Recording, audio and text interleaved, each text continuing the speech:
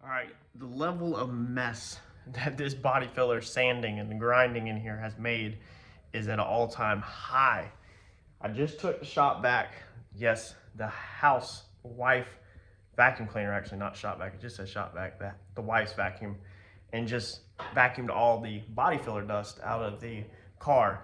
That stuff makes a mess. It gives it almost like a static electricity. It sticks to everything, that dust. It is crazy, crazy. So now we are finally we're at the top of the hill. We just cleaned it. Now we're gonna crash on down and we are gonna work on painting, seam sealing, and cleaning, and then slowly work our way to the front of the car. But what we're gonna have to do is, even after it's vacuumed, you can still see the layer of dust that's all over everything that didn't get picked up. So we're gonna take paint thinner one more time. We're gonna get our rag, our gloves on, and we're gonna take some paint thinner, and we are going to wipe everything down, all of the floors and everything like that. Now we'll clean all this stuff up later with like Windex or something like that. We'll start cleaning the interior as we put the interior back together. But for right now, we want to be working on seam sealer, weld joints. We want to get all that stuff ready to get the seam sealer put on it so we can move forward with paint tomorrow. The weather's supposed to be like 70 something on Saturday and Sunday, so we can open the doors up to let the paint fumes out of the garage. But we want to get it seam sealed today and everything cleaned and pretty much ready to do the paint tomorrow morning. And then while the paint's drying, we'll leave the interior alone. We'll jump up front and we'll start making some progress on the front end. So let's get everything wiped down. I don't know. All right, so besides playing 21 questions with Harper, she's at that age where she asks why to everything. This is the seam sealer we're going to be using. It's a SEM 29392 black seam sealer. All the information is on it on the back. So 0 to 24 hours top coat time. So I think it's a pretty wide window, right? I think you can paint it immediately. So we're basically just going to go over a lot of the joints and welds that we want to go over, right, Harper? Yeah. Yep. Yes. So if you want to get real fancy, what you can do is take your tape and literally tape it beside your welds, okay? And then that will keep it so that your seam sealer is only right between the tape. However, we kind of have stuff all over the place, and I'm going back over it with a thick type of paint, either the same paint, the wrinkle paint that we did the roll bars with, or we're going to go over it with like an ALK single stage. Haven't decided yet, got both at the house, just don't know what I want to do. So we're not going to tape it up, we're just going to flow it out and just brush it out because the paint should be thick enough where it's going to hide the edge. So I've cut a little tiny bit off the end of it, not much. Here's actually exactly how much I cut off of it. So real small amount. And just to open it up a little bit, we're going to put this thing in a caulking gun and we're going to start running it out. And then we're going to take us a little brush and probably a little bit of paint thinner to thin this stuff out so that it rolls out smooth.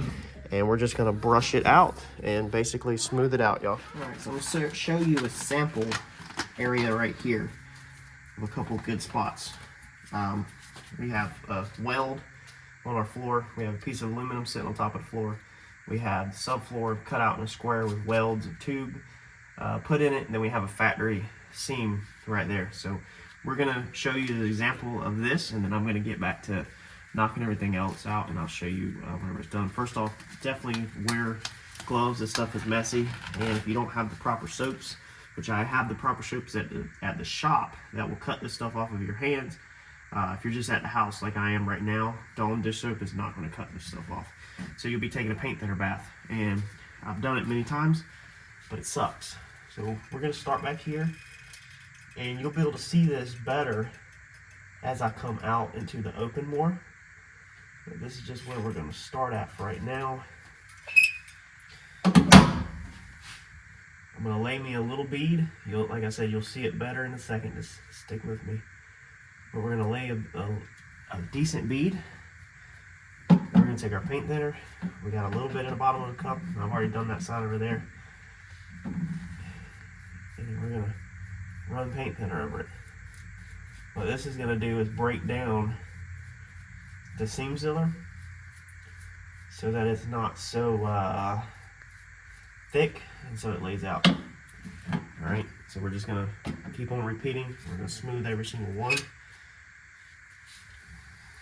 go around this. Now, if you're trying to get your cage serted, then you probably want to wait to do this, especially if you're going to be doing it around the cage like I am, until after the cert is done. Because if you bury the welds in seam sealer, they might not cert you. I'm not sure how your area is or how picky your inspector is, but that's definitely something you probably want to take up with them beforehand to make sure you don't screw yourself. Make sure you're either wearing a respirator or a well-vented area. So when I get my paint thinner, I kind of drop the excess off beside it. And we're going to come back and paint these bars a very crisp line. All this paint thinner does is, like I said, it just breaks down the seam sealer, especially the edges right here, and it makes it flow out better. So we're just going to keep brushing across it. We're going to smooth that seam sealer out. If you've never worked with seam sealer and you're curious of how it is, it's basically just like window caulking. So if you use like a water-based window caulking, then you can take, spit on your fingers or a wet rag and smooth it out. That's basically all this lacquer thinner does, is it breaks down the seam sealer and smooths it out. So that's all I want to do. It's kind of like paint. What we're just doing is we're taking away the harsh edges. Okay, so these edges are really harsh on the eyes, and your paint is going to be very liquidy whenever you go to paint it, and it's just going to run underneath it. And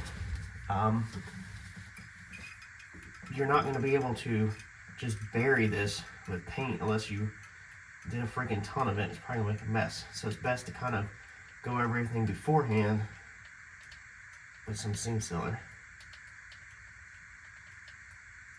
And yes, that stuff is thick. Like, I'm struggling to push that out. So we're going to just smooth it right here along the edges. Not going to worry too much about back there. Just get it decently smooth. Okay. Now here's where the magic comes in. Take the brush, knock off some of your paint thinner. Now you're just going to loosen it up.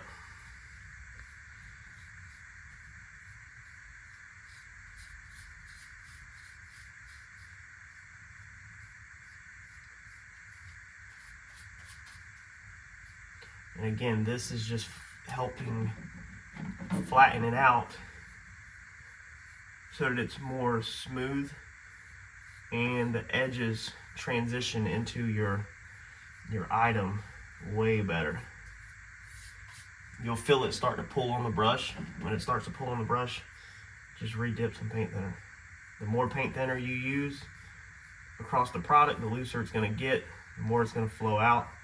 If you use too much, then it's not going to fill nothing in. This will help it run down inside nooks and crannies though. And there's what you end up with. That's pretty decently covered up. It just gets rid of that harsh edge. That's all we want to do. Just like this weld right here. We just want to get rid of, I hope y'all can see this, man, without my head in the way. We just want to get rid of this harsh looking weld and just smooth over top of it.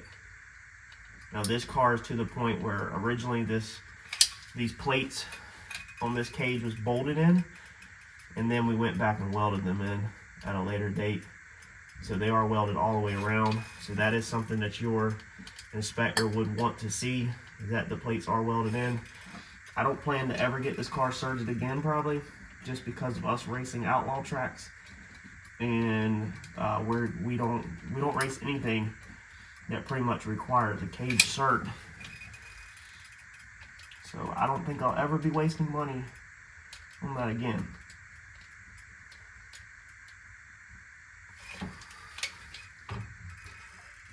Now, yeah, you can cut a bigger nozzle on the tip, and that will help it flow out better where you're not straining so hard. But for me, it seems to, if I cut a bigger nozzle, I'm always the guy that gets it everywhere, that has a ton of it out, like way more than is needed.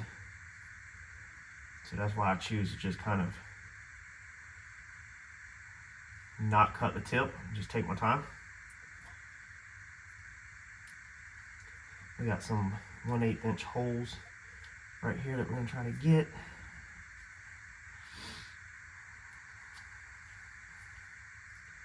And again, the whole point of this, we're not, from the factory, this is to seal up your seams so that no water, moisture, or grime gets in them. For us, that is not what we're using this for. We are using this to smooth out the appearance of our seams so that they don't look in our welds. Now, if you can TIG beautifully, and you TIGged all this beautifully, then good. More power to you. Leave it just like that. But if you're like me and you can't do that yet, this is a perfect way. Look at that. It just smooths and welds everything right out. And this is before paint, so when paint goes over it, paint's going to be, a certain thickness, and it's also going to smooth it out even more. And the only reason why I'm brushing it out is so that when I go to paint it, the texture kind of matches and it transitions better. It's the only reason why I'm brushing it past the actual joint. And I'm not, if you notice, I'm not like putting it on past the joint. I'm just taking my excess and just creating a smooth transition.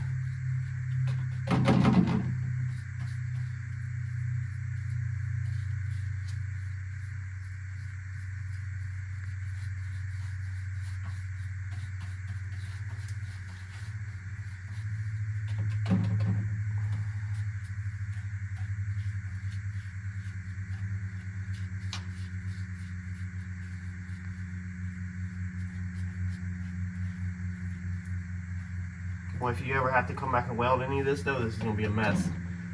Because you're going to have to get all this stuff off in order to prep your weld. So you need to think about that. If you put all this on, or if you put paint on,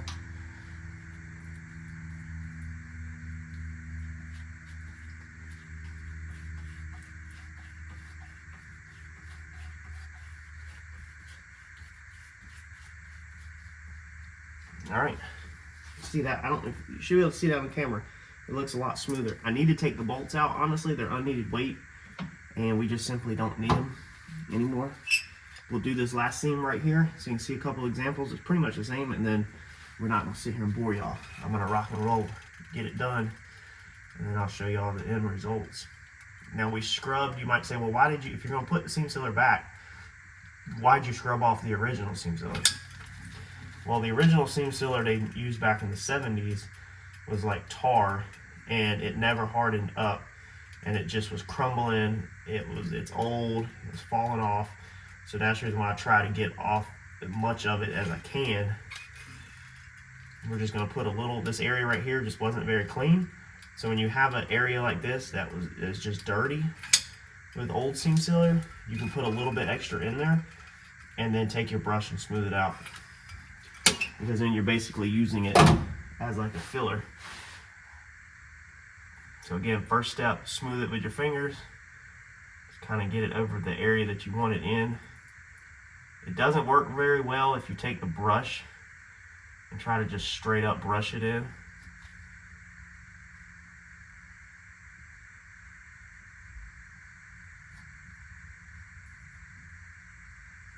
So we're just getting it in the general area, kind of working it in, the cracks that we wanted in, all that.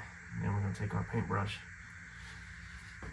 and we're going to smooth it out. It's nice when you have an area like this between two body lines, because then you can just smooth it right between the body lines, these two body lines, and it looks pretty good.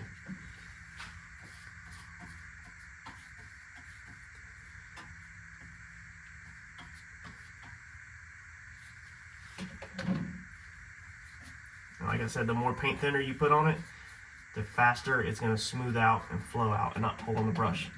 So that's just going to be case by case to what spot you're working in and how much you're trying to get to smooth out. Like this area is going to take a lot more because I put so much down. Look how good that looks. I'm gonna transition it right into over the factory seam sealer. That seam sealer right there wasn't that bad, but it didn't want to come off. And then we're gonna go ahead and curve this over like this and follow that body line. Just because when we flow paint over top of it, we kind of want our texture to match.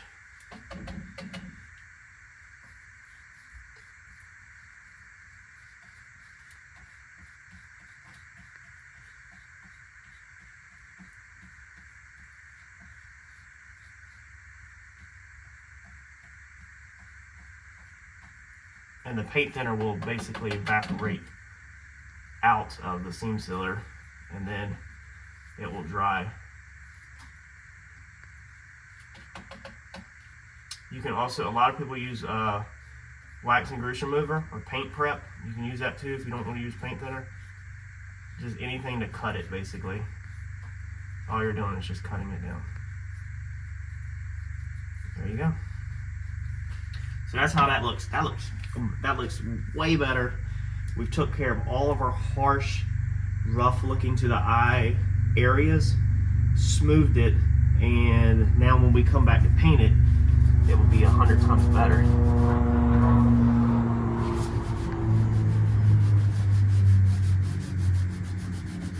If you get anything on anything that you don't want it on, you can just clean it up with a rag like that, smooth your edges out, and then you're going to just be letting it dry out and waiting for paint. Just paint it next. With you cutting it with paint thinner like that, I'd probably let it dry a lot longer than what it says you can paint, because that paint time is designed for obviously not accounting for you cutting it with paint thinner.